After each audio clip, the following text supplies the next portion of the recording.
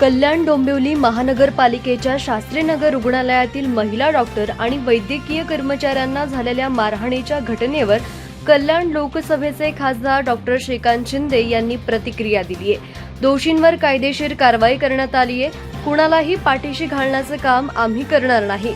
पोलिसांनी योग्य ती कारवाई केली असून कायद्यानं आपलं काम केलं आहे।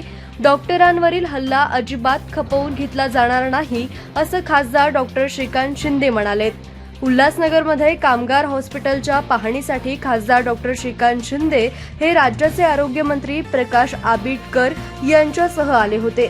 डोंबिवलीच्या मारहाण प्रकरणात शिवसेनेचे नगरसेवक रमेश म्हात्रे यांच्यासह चौघांना अटक करण्यात आली असून न्यायालयाने त्यांना पोलीस कोठडी सुनावली आहे।